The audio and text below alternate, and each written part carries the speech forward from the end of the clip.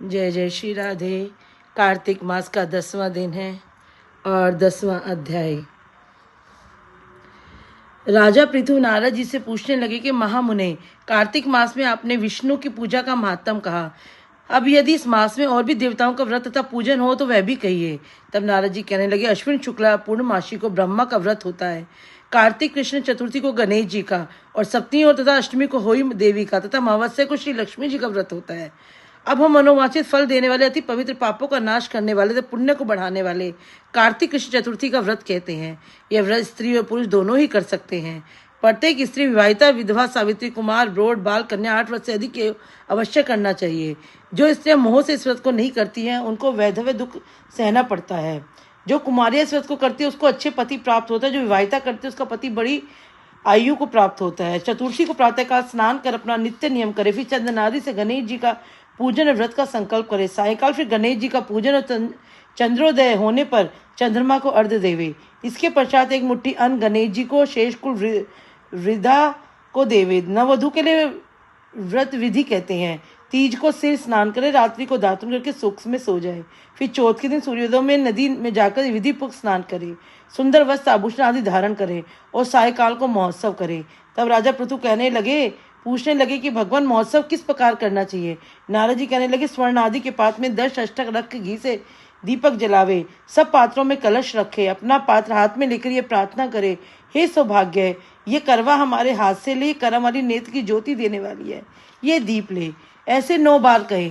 10वें बार कहे कि तो बोले, यह करवा ले जिसे हम पर और तुम पर गणेश जी प्रसन्न हो। इस प्रकार इस बार 21 बार दक्षिणा सहित करना। फिर वह सब करे हुए गुरु व्यंजनों ब्राह्मणों को दें। इसके पश्चात ब्राह्मण से कथा सुनकर चंद्रोदय होने पर चंद्रमा को अर्घ्य दे। तत्पश्चात भोजन करे। जो कोई स्त्री मोहवश इस व्रत को नहीं करती उसका चिरंजीव पति भी नाश को प्राप्त हो सकता है। राजा पृथु कहते, 12 महीनों में गणेश जी का व्रत समान है, फिर कार्तिक मास में स्त्रियों के लिए विशेष रूप से कैसे? यह व्रत मृत्युलोक में कैसे प्रकाशित हुआ? क्या पहले भी इस व्रत को किसी ने किया? तब नारद जी कहने लगे, भद्रावतीपुरी में सुधर्मा नाम का एक राजा राज्य करता था। उसके देवहोम सुशर्मा, जयशर्मा, सुशोभन नाम वाले 4 पुत्र, देवांगना समान वीरमती नाम की कन्या थी। वीरमती का विवाह देवव्रत के साथ हुआ। दोनों बड़े प्रेम से रहा करते थे। एक दिन घर बैठे अचानक देवव्रत को सांप ने काट लिया, जिससे उसकी मृत्यु हो गई। यह देखकर वीरमती रोने और चिल्लाने लगी। तब उसके चारों भाइयों ने तथा माता पिता वहां पर आए। सारापुर दुख रूपी समुद्र में डूब रहा। उसी समय दुखों को दूर करने वाले पुलस्त्य जी वहां पर आ पहुंचे। राजा ने हाथ जोड़कर उनसे पूछा कि महाराज, आप कौन से पाप कर्म से मेरी कन्या विधवा हो गई? तब पुलस्त्य जी ने कहा कि राजन, कार्तिक मास में तुम्हारी कन्या ने गणेश चतुर्थी का व्रत नहीं किया था, बस इसी पाप से विधवा हुई है। पुलस्त्य महाराज जी कहने लगे पुलस्त्य जी कहने लगे कि एक समय ब्रह्मा, विष्णु, इंद्र आदि सब देवता इकट्ठे होकर दैत्यों का नाश करने का उपाय सोचने लगे। तब ब्रह्मा जी ने कहने लगा कि गणेश चतुर्थी का व्रत सब दैत्यों का नाश कराने वाला है। तब सब देवताओं ने कार्तिक गणेश चतुर्थी का व्रत किया और दैत्यों पर विजय पाई। विजय होने पर सब देवता गणेश जी से कहने लगे कि वर मांगो।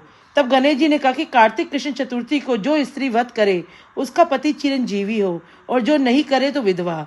इसलिए इस व्रत को अवश्य में करना चाहिए। तुम्हारी कन्या ने इस व्रत को नहीं किया, इसी कारण विधवा हो गई।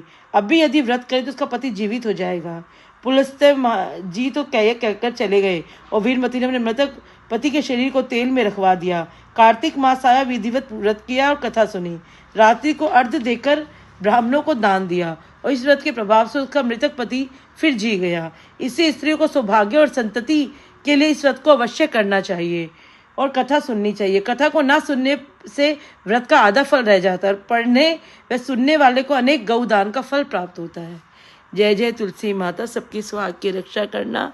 हे गणेश महाराज जी, जैसे उस पर कृपा कर, सबके सुहागनों पे कृपा करना। जय जय विष्णु भगवान की जय।